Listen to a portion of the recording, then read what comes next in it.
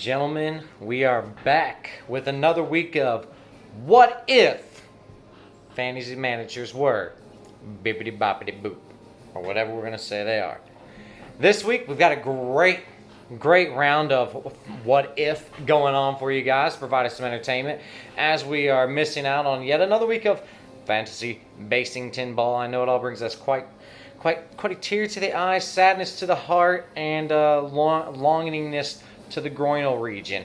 And anytime we have that kind of longingness, it makes us quite sad. So, anyways, we're not gonna sit and think about the past and think about what we've missed out on. Instead, we're gonna be thinking about the future and what we have to see. And hope springs eternal. Hope is dangerous, but hope is important. Gotta have hope, and that's what we're gonna have this week and every week going forward until we see those 48-game MLB seasons coming right up our arse. Then we're really going to be hopeful. This week, rocking in honor of, kind of give you guys a little clue of what we're rocking. What If game. You can see with Steelers logo there. You're probably thinking thrills. It's baseball season, not football season, but with the chances of us possibly seeing a football game before we see a baseball game, as a distinct likelihood in the future, maybe not likelihood, but as a possibility down the road, always got to be prepared. So we are prepared today, and I got to say, it's time to play What If They Are. So let's get to it without further ado. This week, I've got 6 teams per the usual, not 7 teams, 6 teams, 6 teams to talk about. 6 teams. We're going to throw a bandy about, if you will, and let's get started this week with we can always start with the bottom feeder of the league, who we know is Austin Steed. We can talk about a champion, Alex Harbour.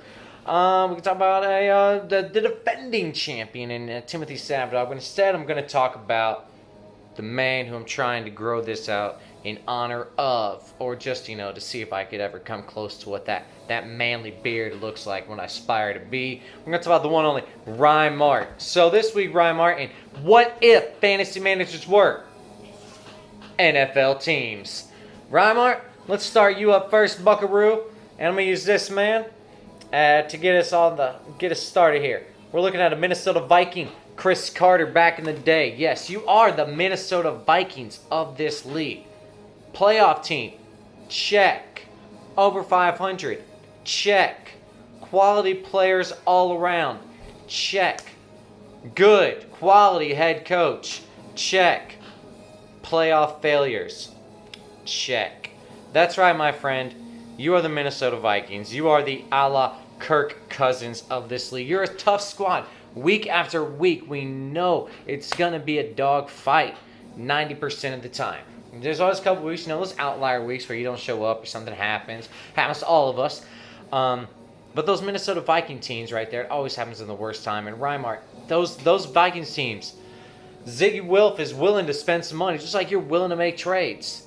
They've got great players all around, just like you do. Dalvin Cook. Kirk Cousins is pretty darn good. Offensive line is great. Their defense is good. Upgrades everywhere. But they still can't get over the hump. Still can't get off the playoff tonight. Still can't hold that Lombardi trophy. And I don't ever see it changing anytime in the near future for you, just like I don't see the Minnesota Vikings going anywhere. So, anywhere in regards to, close to a Lombardi trophy, as long as you got Kirk Cousins at the helm. So, Reimart, all I got to ask is, how you like that comparison? All right, so moving on from Reimart, we're going to another steadfast legacy member of the league. We're going to go to the one and only New Orleans Saints of this league. That's right, I'm talking about the one and only D. Harbington. D. Harb, New Orleans Saints? Well, yes. And my rationale seems pretty simple. He's won a title. Just like the Saints, just like Drew Brees. Wicked offense. D. Harvey's going to just beat the brakes off you at every turn. Just like the Saints are going to go out there and try to score 35 points a game in 23 weeks a year, a la baseball terminology. They're going to do that. The Saints are a juggernaut, just like D. Harb is a juggernaut. Once again, another fan, one of the best managers, one of the best head coaches in Sean Payton. Hate to say it, but he is. Just like D. Hart, one of the best managers of our fantasy league itself. So when you take those into account, along with the playoff failures recently from a team just like the Saints, past couple years, we really thought they were going to be the title winners. And they weren't. They just fell apart right there when it mattered most. And D-Harp's had quality teams these past few years, but has not been able to just get over the hump since the Bionic Loiza. So will that be a trend going forward like the Saints? Are they running on their last legs like the Saints? Drew Brees can only go on so long forever. D-Harp's kind of been, locked down a la woman. Could that take away from some of his fantasy prowess, his fantasy attention? I don't know. Could, just like the Saints, they could be falling back from Drew Brees because he's 47 years old right now, I think. So we got to be ready for the decline of the D-Harp. I'm calling it now. Sorry, D-Harp.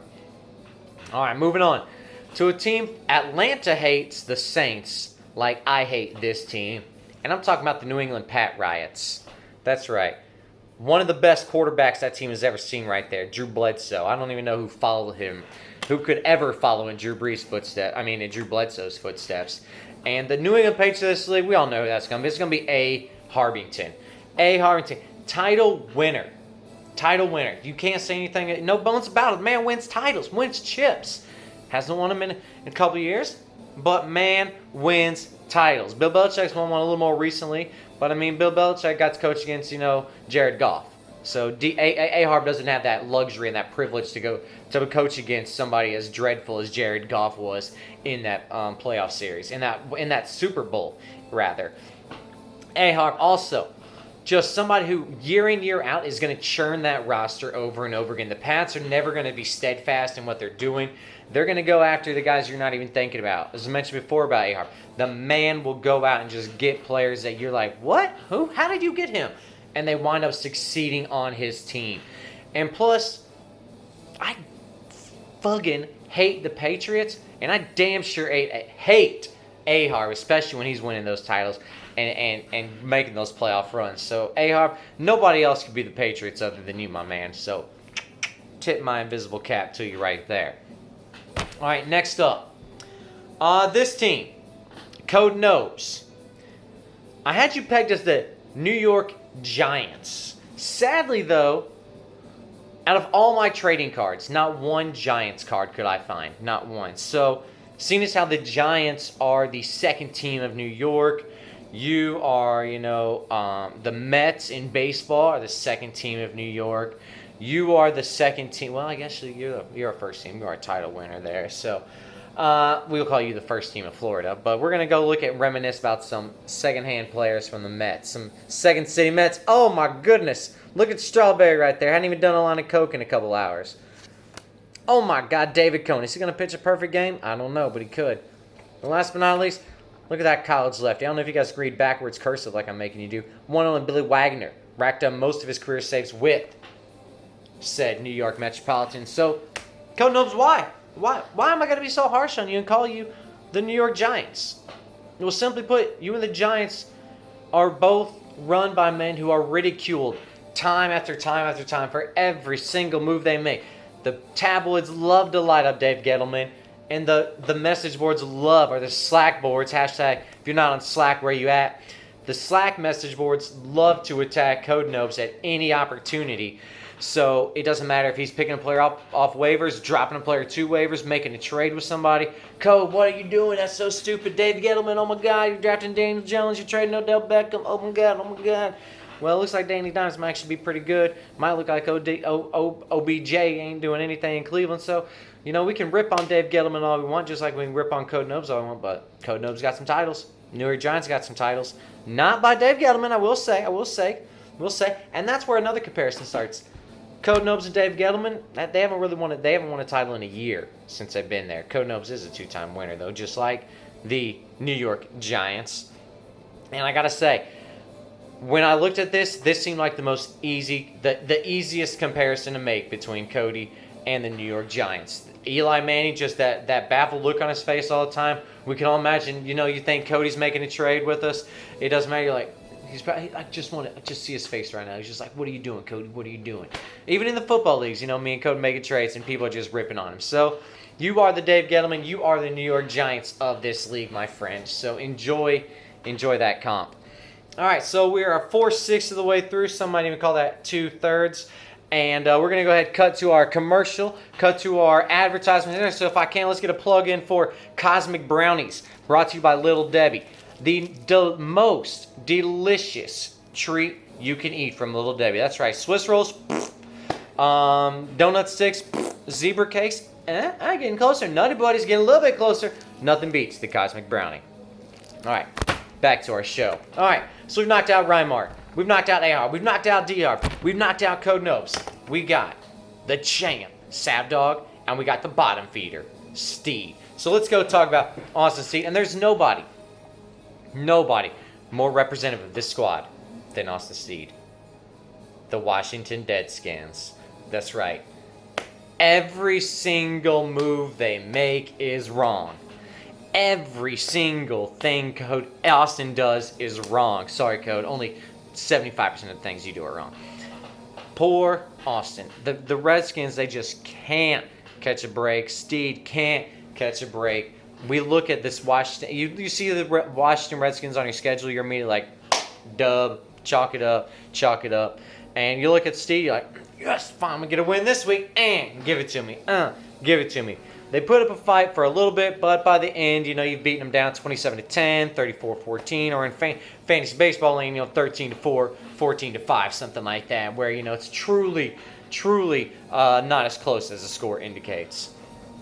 And I just got to say, just thinking about the crappiest run franchise in the NFL and the crappiest run franchise in the BFFL, 1 and 1 alike. All right, last but not least, let's talk about the champ. Champ right here. Champ on the other end. Chad Brainy Part 2 of the BFL. What if GMs were? And Savdog, I bet you thought, oh, you won the title. I'm going to compare you to the Chiefs. Not a chance in hell I'm going to compare you to Patty Mahomes and the Chiefs. Those guys are young, exciting, love to watch them. Can't really say the same about you, but I can compare you to Rodney Peete, Philadelphia Eagles. Eagles did win a title. It wasn't the most recent title, but they won a title. Some might say it was just sheer luck, sheer run, just something that can't be recaptured. And that's what I kind of think about Savdog and his title run last year. It was just something on spectacular play, spectacular pitching, just some of the best pickups, some of the greatest underdogs coming together, all for one offensive purpose in that team. Because if you look back, that offense was not as great as that pitching made it look out to be. So that pitching just did everything they could. The Eagles' offense did everything they could to carry them to that Super Bowl with Big Dig Nick. And going forward, the Eagles, we saw them miss the playoffs after they won that title.